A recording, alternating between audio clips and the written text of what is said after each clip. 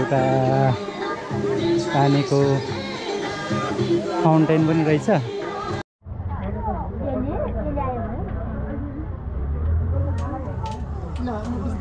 Hello good morning from Banjhapatan Pokhara. अहिले चाहिँ म बाँझापाटन पोखरा भन्ने ठाउँमा छु।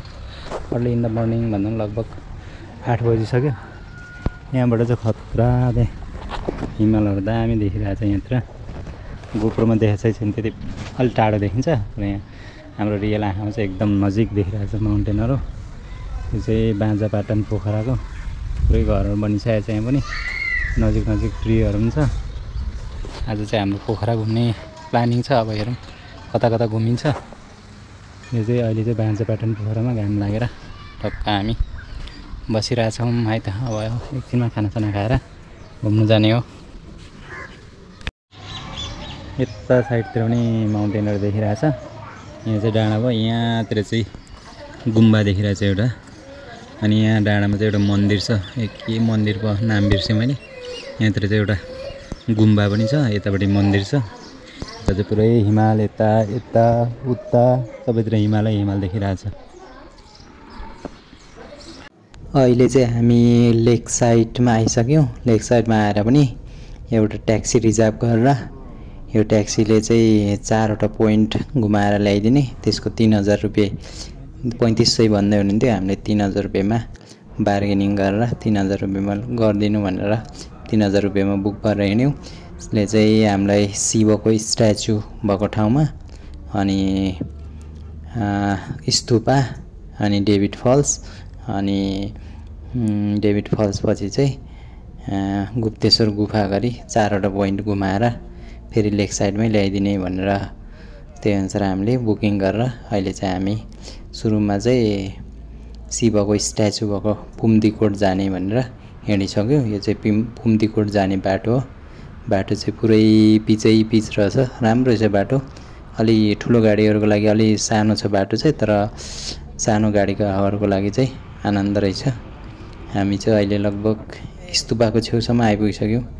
स्तूपाको छेउमा आइपुगिसक्यो, तर हामी सुरुमा स्तूपा जाँदैनौँ। सुरुमा शिवको स्ट्याचु भएको, ठुलो शिवको स्ट्याचु भएको ठाउँमा गएर त्यहाँबाट रिटर्न ब्याक हुँदै स्तूपा अनि डेभिड फल्स र गुप्तेश्वर गरेर 4वटा पोइन्ट घुमेर चाहिँ त्यहाँबाट पूर्ण लेक साइड नै आउनेछौँ। अहिले चाहिँ हामी स्तूपाको छेउमा पुग्यौँ, तर हामी यहाँबाट कन्टिन्यू अगाडि नै जान्छौँ। हामी चाहिँ बाँझापाटनबाट लेक साइडसम्म चाहिँ लोकल बसै चढेर आएको, किनभने त्यहाँ बाँझापाटनदेखि पोखरासम्म लेक साइड, पोखराको लेक साइडसम्म चाहिँ लोकल बसहरू चल्ने रहेछ। यहाँबाट चाहिँ दामी भ्यू देखिने रहेछ माउन्टेनहरूको। अनि त्यो बाँझापाटनबाट लेक साइडसम्मको चाहिँ जम्मा 50 रुपिजमा हामीले बुक गऱ्यौँ। यो डाँडाबाट चाहिँ यो माथि शिवको स्ट्याचु जाने डाँडातिरबाट चाहिँ तल लेक साइडको इन्टरनेसनल एयरपोर्टहरूको भ्यू पनि मजाले देखिने रहेछ।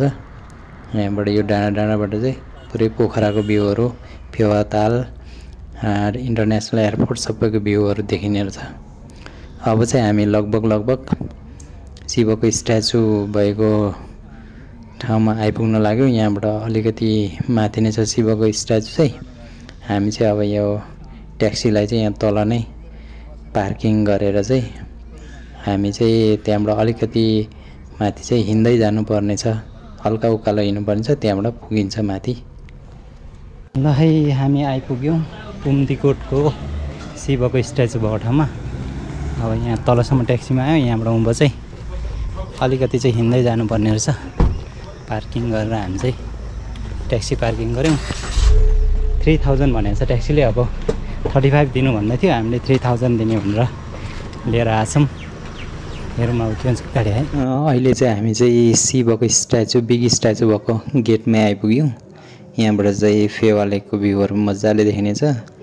अनि शिवको स्ट्याचुको ब्याक साइडमा चाहिँ पुरै माउन्टेनहरू देखिनेछ। अनि प्लस यहाँतिर चाहिँ एउटा ड्रिम सिटी भन्ने एउटा डाँडामा अर्को ठाउँ पनि रहेछ, जहाँ चाहिँ फोटो खिच्न चाहिँ मजाले मिल्ने रहेछ। ल हामी चाहिँ शिवको स्ट्याचु भएको ठाउँमा आइपुग्यौँ। माथि रहेछ शिवको स्ट्याचु, तर एकदम भिडभाड छ, भिडभाड। आज सन्डेको दिन पनि एकदम भिड छ। पार्किङ रहेछ यत्र, गेट भयो यो। छिरेर आएपछि यताबाट चाहिँ शिवको मूर्ति अलि माथि यहाँबाट पुरै लेकको भ्यू पनि देखिँदो रहेछ लेकको भ्यू भयो यहाँ त पुरै माउन्टेन छ माउन्टेन यहाँतिर चाहिँ एउटा पार्क ड्रिम सिटी भन्ने पार्क बनाएर छ त्यो पार्कमा जानलाई चाहिँ 350 को फी तिर्नुपर्छ अरे अनि फोटो खिच्ने ठाउँहरू छ अरे अनि लेकको भ्यू पनि दामी देखिरहेको छ यहाँतिरबाट त्यो छ पुरै पहिला यो फेवा लेक त पुरै थियो नि होइन होला होइन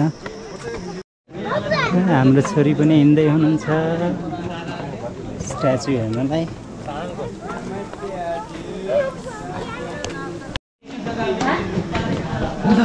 छिर्दैछौँ हामी यो भित्र चाहिँ गेटमा यस्तो खतरा लेखेको छ त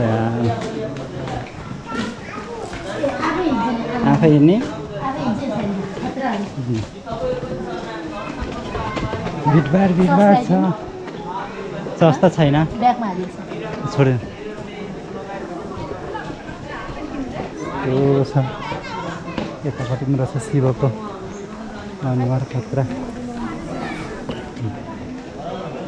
टोयलेट चाहियो भने त्यतापट्टि रहेछ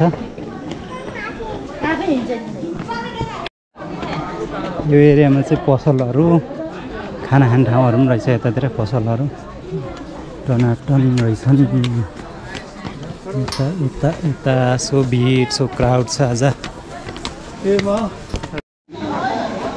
ल मेन शिवको स्ट्याचु भएको चाहिँ यहीँ हो तर लास्टै क्राउड रहेछ एकदम भिड छ आज पुरै हल्ला यस्तो धेरै मान्छेहरू एउटा पानीको फाउन्टेन पनि रहेछ गुडसुट पनि बजिरहेको रहेछ म यहाँ भिडियो बनाउँदै हिँडिरहेको यता गेट पुरै ठुलो शिवको वाटर फाउन्टेन पनि रहेछ ल अब चाहिँ भर्याङ चढेर अझै माथि जाने ठाउँ रहेछ हामी चाहिँ माथि जाने भर्याङ चढ्दैछौँ घामको लाइट उताबाट छ उताबाट यस्तो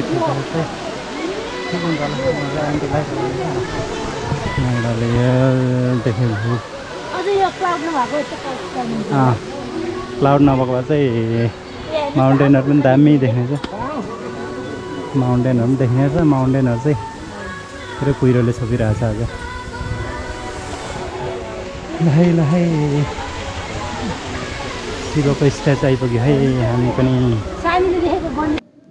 हामी चाहिँ अहिले चाहिँ यो शिवको स्ट्याचुलाई माथिबाट नै एक राउन्ड लाउँदैछौँ हाम्रो बुद्धिस्टहरूको भनाइमा भन्यो भने कोरा गर्दैछौँ यो शिवको स्ट्याचु चाहिँ लगभग तल चाहिँ पुरै हाम्रो स्तूपहरूकै डिजाइनमा सेपमा बेस चाहिँ यसको स्ट्याचुको बेस चाहिँ पुरै बुद्धिस्टहरूको स्तूपा डिजाइनमा नै बनाएको रहेछ हेर्दाखेरि नै तलबाट चाहिँ पुरै स्तूपा जस्तो नै देखिन्छ तलको चाहिँ त्यसको माथि चाहिँ टक्क शिवको स्ट्याचु शिव बसेको बनाएको छ तल चाहिँ पुरै स्तूपा डिजाइनमै छ यसलाई चाहिँ माथिबाट नै एक राउन्ड गर्न चाहिँ मिल्ने रहेछ अनि यसको पछाडि चाहिँ एउटा डमरू रहेछ ठुलो शिवको डमरू त्यो डमरू चाहिँ एकदम ठुलो सेपमा बनाएको रहेछ अनि यो चाहिँ ठ्याक्कै स्ट्याचुको ठ्याक्कै पछाडिपट्टि बनाएको छ अनि हामी चाहिँ यहाँबाट राउन्ड लाउँदै वरिपरिको भ्यू पनि मजाले देखिन्छ यहाँ माथिबाट मजाले भ्यू हेरेर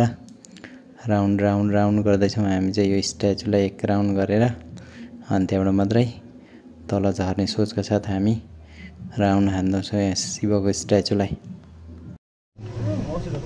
ल यहाँबाट चाहिँ लेक साइडको भ्यू पनि पुरा क्लियर देखिरहेछ इन्टरनेसनल एयरपोर्ट देखिरहेछ त्यहाँतिर यता लेक साइडको भ्यूहरू पोखराको भ्यूहरू पनि पुरा देखिरहेछ तल मुनिबाट चाहिँ यस्तो देखिरहेछ शिवको स्ट्याचु यता वरिपरि चाहिँ पुरै फलामले बारेर चाहिँ टक्क लागेको छ मुनि चाहिँ टनाटन माउन्टेनहरू टनाटन शिवको स्ट्याचुहरू तल पनि रहेछ टनाटन यस्तो देखिन्छ खतरा लहै गर्मी भयो घुम्दा र चाहिँ एउटा सानो मन्दिर पनि रहेछ, घन्टी भइहाल्यो मन्दिर। यहाँतिर चाहिँ शिवको वाहन गुरु नन्दी, शिवको वाहन नन्दी पनि रहेछ।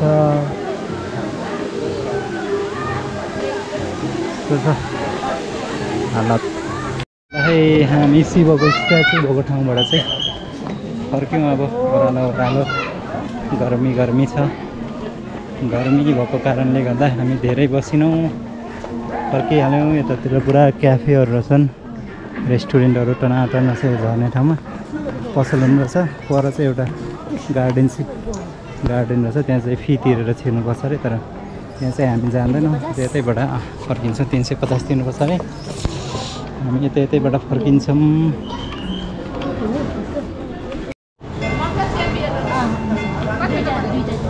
दुई कप कसरी हो कपको?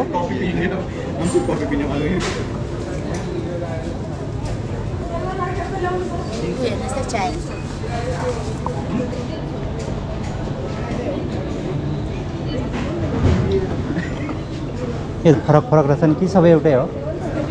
सबै एउटै हो, चारैवटा कति हो यसको चाहिँ एउटाको? एक कपको यो उँभो जाने बाटोतिर, उँधो झर्ने बाटोमा चाहिँ टनाटन पसलहरू, खेलौनाहरू सबै पाउने ठाउँ रहेछ। ल कपडासपडाको पनि रहेछ। सब हामी चाहिँ माथि पुगेर पनि झरिसक्यौँ।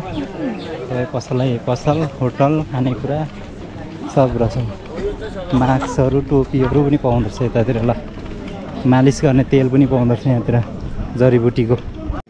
अब चाहिँ हामी चाहिँ हाम्रो नेक्स्ट डेस्टिनेसन स्तुपा, पोखराको स्तुपातिर जाँदैछौँ।